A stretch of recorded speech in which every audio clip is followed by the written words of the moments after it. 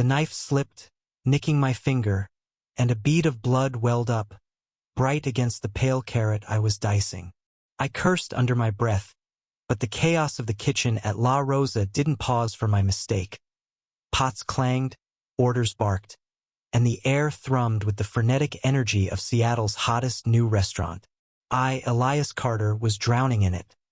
A 28-year-old prep cook who'd lied his way into this job and was now one slip-up away from losing it. It started 3 months ago.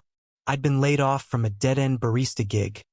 My savings were a joke, and rent was due. La Rosa's ad for a prep cook promised a decent wage, but the fine print screamed, experience required. I had none. Just a knack for cooking from years of helping my mom in our tiny Tacoma apartment. Desperate, I fudged my resume, claiming I'd worked at a bistro in Portland. The manager, a wiry guy named Marco, didn't blink when I said I was gay during the interview. "We're inclusive here," he'd said, smirking. "Our head chef, Julian, he's one of you. You'll fit right in." I nodded, heart pounding, not correcting him. I needed the job. The lie felt harmless until it wasn't. The kitchen was a pressure cooker, and Julian Morales, the 32-year-old head chef, was its beating heart. He moved like a storm, all sharp commands and sharper knives, his dark eyes catching every detail.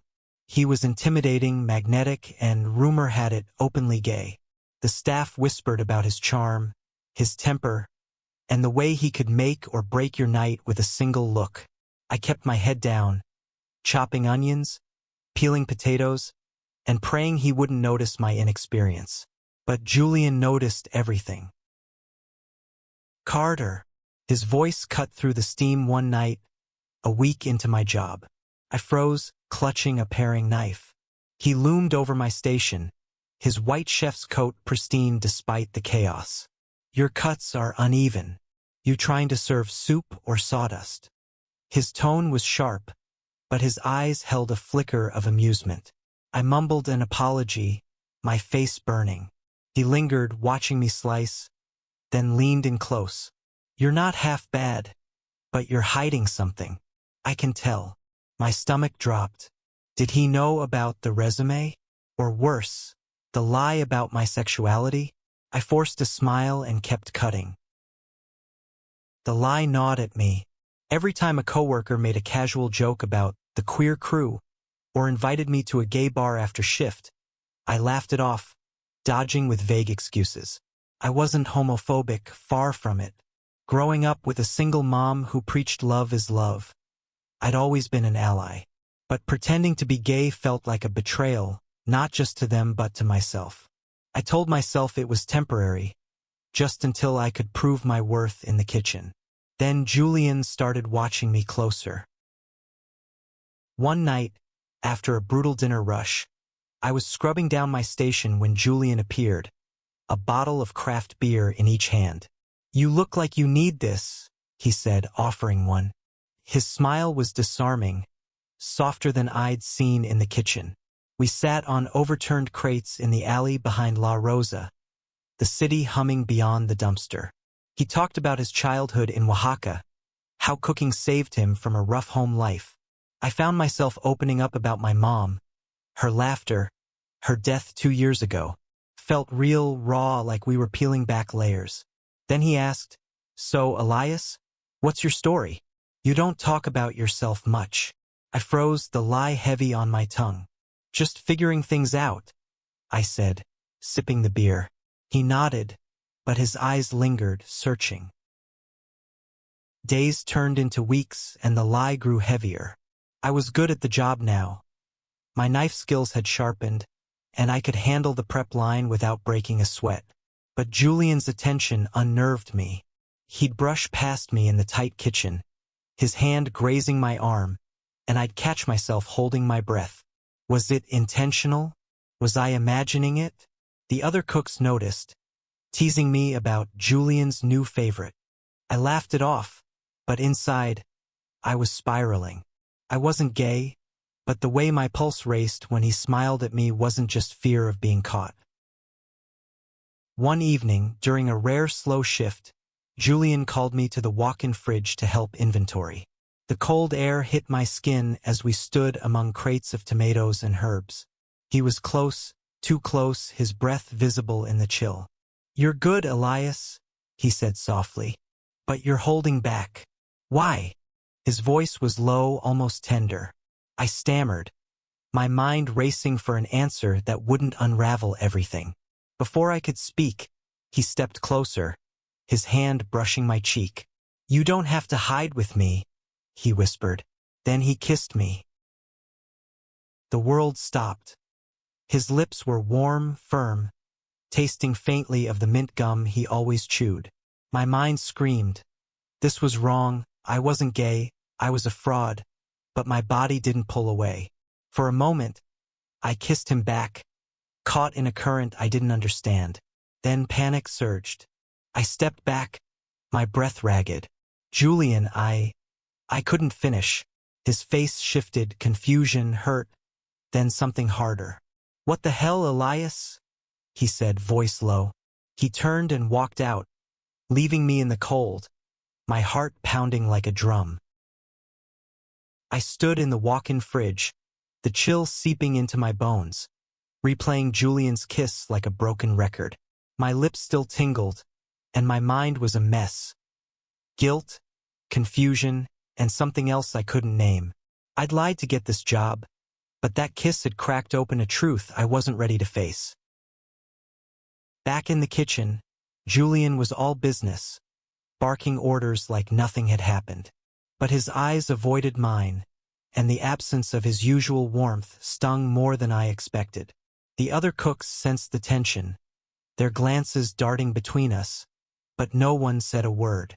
I threw myself into work, chopping with mechanical precision, trying to drown out the noise in my head. I wasn't gay. I'd had girlfriends, crushes on women, a clear sense of who I was. So why did that kiss feel like it had rewritten something inside me? That night I couldn't sleep. My tiny apartment in Capitol Hill felt suffocating, the city's neon glow seeping through the blinds. I kept seeing Julian's face, the hurt in his eyes when I pulled away. I wanted to explain, to tell him the truth, but the thought of losing my job, my place in this kitchen family, stopped me. La Rosa wasn't just a paycheck anymore. It was the first time I'd felt like I belonged somewhere since Mom died. I couldn't risk it, but I couldn't keep lying either. The next day, I arrived early, hoping to catch Julian alone. He was in the kitchen, prepping for a private event, his movements sharp and focused. "Can we talk?" I asked, my voice barely above a whisper. He didn't look up from the garlic he was mincing. "About what?" His tone was cold, a wall between us. I hesitated, then mumbled, "Last night. I'm sorry, I didn't mean." He cut me off, his knife pausing. "Don't, Elias. Just do your job." The dismissal hit like a punch. I nodded, retreating to my station, but the ache in my chest grew. Over the next week, Julian kept his distance, but the kitchen was too small for us to avoid each other completely. Every accidental brush of shoulders or shared glance felt electric, charged with unspoken words. I started noticing things about him I hadn't before. The way his laugh softened the room, the way he'd hum old ranchera songs when he thought no one was listening. I told myself it was guilt, that I was overthinking because of the lie. But late at night, alone, I'd replay that kiss, and my heart would race for reasons I couldn't explain.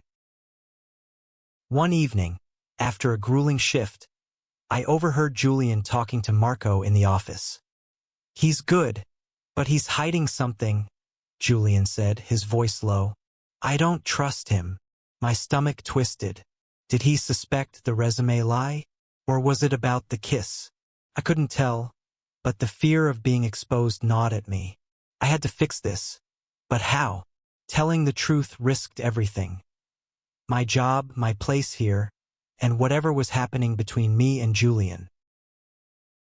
Desperate for advice, I called my old friend Aisha, a 30-year-old bartender who'd always been my voice of reason. We met at a dive bar in Fremont, the kind of place where the jukebox played Nina Simone and no one cared who you were. I told her everything, the fake resume, the lie about being gay, the kiss. Her eyes widened, but she didn't judge. "Elias, you're in deep," she said, sipping her whiskey. "But it sounds like you're not just scared of losing your job. You're feeling something for this guy, aren't you?" I shook my head, but the denial felt weak. "I'm not gay," I said, more to myself than her. She raised an eyebrow. "Labels are just words. What do you feel?" I couldn't answer. The question followed me home, heavy as the Seattle rain. Back at La Rosa, the tension with Julian simmered. The restaurant was gearing up for a big event. A critic from the Seattle Times was coming, and the pressure was on. Julian was relentless, pushing everyone to perfection, but his critiques of my work felt personal, cutting deeper than before. One night, he snapped at me for over-seasoning a sauce, his voice sharp enough to turn heads. "Get it together, Carter," he barked. I bit back a retort, my pride stinging, but I saw the strain in his eyes. He was under pressure too, and I was making it worse. After the shift, I found him alone on the rooftop garden, a hidden gem above the restaurant where staff sometimes escaped for a smoke. The city sprawled below, lights twinkling like stars. Julian stood by the railing, a cigarette unlit between his fingers. "I'm sorry," I said, stepping closer. "I don't know how to fix this." He turned, his face half-shadowed. "Then stop pretending, Elias. Whatever you're hiding, it's tearing you apart. And it's tearing me up too." His voice cracked, and for the first time I saw vulnerability in him. My throat tightened. I wanted to tell him everything. The lie, the job, the confusion. But fear held me back. Instead, I reached out, my hand brushing his. He didn't pull away. The rooftop garden became our unspoken refuge. Over the next few weeks, Julian and I stole moments there, away from the kitchen's chaos. We didn't talk about the kiss, but the air between us crackled with something new, tentative, fragile, real.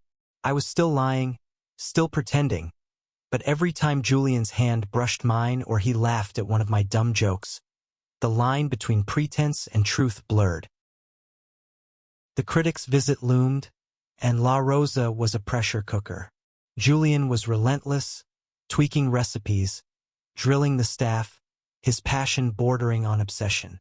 I admired it, even when it meant late nights scrubbing pots while he perfected a new dessert.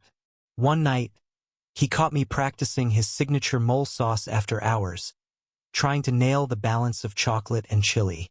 "Not bad, Carter," he said, leaning against the counter, a rare smile breaking through. "You've got instinct." My chest warmed at the praise, but his next words hit harder. "Why do you hold back? You could be great if you let yourself." I wanted to tell him I was holding back because I was a fraud, but I just nodded, my throat tight. Off shift, I started exploring Seattle's queer scene, telling myself it was to keep up the act. I went to a gay bar with some coworkers, awkward but curious, watching couples dance under neon lights. I didn't feel out of place, but I didn't feel at home either. Aisha's words echoed. "What do you feel?" I thought about Julian, his intensity, his kindness, the way his presence made my pulse race. Was it admiration, friendship, or something I'd never let myself consider? One night, after a flawless dinner service, Julian pulled me aside. "Rooftop now," he said, his voice low. My heart thudded as I followed him up. The garden was bathed in moonlight, the air cool and scented with lavender. He turned to me, his eyes searching. "Elias, I need to know what's real with you. That kiss, I thought it meant something. Did it?" His vulnerability disarmed me. I wanted to confess everything, but the words caught. Instead, I stepped closer, my hand finding his. "It meant something," I whispered, and it wasn't a lie. He leaned in, and this time I didn't pull away. The kiss was slower, deeper, a question and an answer all at once. But the truth was a ticking bomb. The critics' review came out, praising La Rosa but singling out Julian's leadership, and mentioning me as a promising talent. Marco called me into his office the next day, his eyes narrow. "Elias, that bistro in Portland. Called them. They've never heard of you." My heart stopped. He leaned back, smirking. "I don't care about your resume, but Julian does. He values honesty. You gonna tell him, or should I?" I begged for time, promising to come clean. Marco gave me a week. That night, I found Julian in the kitchen, prepping for a late-night pop-up event. I wanted to confess, but the words wouldn't come. Instead, I helped him cook, our movements syncing like a dance. We laughed, stealing bites of each other's dishes, and for a moment, I forgot the lie. But as we cleaned up, he turned to me, his face serious. "Elias, I'm falling for you, but I need to know you're all in." His words hit like a freight train. I was falling for him too, but the lie stood between us like a wall. I spent the next day wrestling with my options. Tell Julian the truth and risk losing him and the job. Keep lying and pray Marco kept quiet. Or quit before it all fell apart. Aisha's voice cut through my panic when I called her. "You're not just lying to him, Elias. You're lying to yourself. Figure out who you are. Then tell him." I knew she was right, but the fear was paralyzing. The pop-up event was a whirlwind, a street food festival in Pioneer Square. Julian and I worked side by side, serving tacos and tamales to a buzzing crowd. His energy was infectious, his smile lighting up the night. As we packed up, he pulled me into a dark corner of the tent, kissing me fiercely. "You're killing me, Elias," he murmured against my lips. "I don't know what's holding you back, but I'm here when you're ready." His trust broke something in me. I had to tell him soon. The deadline from Marco hung over me like a storm cloud. For days left to tell Julian the truth, and every moment with him made it harder. We were inseparable now, stealing kisses in the walk-in, sharing quiet moments on the rooftop. But the lie poisoned every touch, every laugh. I wasn't just pretending to be gay anymore. I was falling for Julian, and the realization terrified me. I started questioning everything. Growing up, I'd never thought about men that way. Women were my world. First crushes, awkward dates, a serious girlfriend in college. But Julian was different. His presence felt like gravity, pulling me into a space I didn't recognize. Was I bisexual? Pansexual? Or was it just him? I scoured online forums, read stories from others who discovered their queerness later in life. Felt like looking in a mirror, but I was still too scared to see myself clearly. At La Rosa, the tension was palpable. Julian sensed something was off, his questions sharper, his patience thinner. One night, he caught me zoning out while plating desserts. "Elias, what's going on?" he asked, his voice tight. "You're here, but you're not." I wanted to spill everything, but Marco's threat loomed. Instead, I mumbled, "Just stressed." And he let it go, but the distance between us grew. I confided in Aisha again, meeting her at a coffee shop in Belltown. "I think I'm in love with him," I admitted, the words foreign on my tongue. She smiled, but her eyes were serious. "Then you owe him the truth, Elias. Not just about the job, about you. He's not stupid.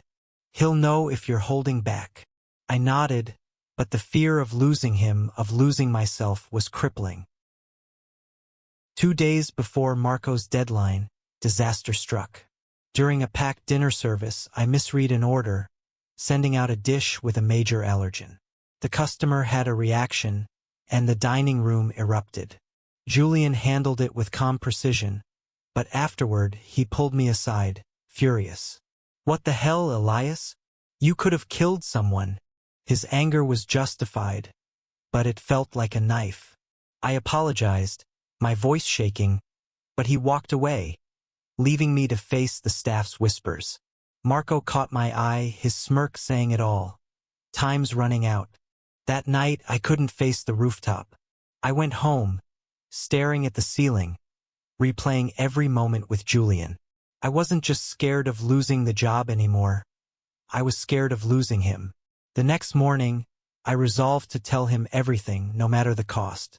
But when I got to La Rosa, Julian was different, distant, cold. "We need to talk," he said, pulling me into the office. My heart sank. Had Marco told him? "Elias, I checked your references," Julian said, his voice flat. "The Portland Bistro? They don't exist." My stomach dropped. He leaned forward, his eyes hard. "I trusted you. Was any of it real?" The question cut deeper than I expected. I opened my mouth to explain, but he held up a hand. "Don't. Just don't." He walked out, leaving me alone with my guilt. I spent the day in a daze, barely functioning. The kitchen felt empty without Julian's warmth. I knew I had to make it right, but how? That evening, I found him on the rooftop, staring at the city. I took a deep breath and started talking. "Julian, I lied about my experience to get this job.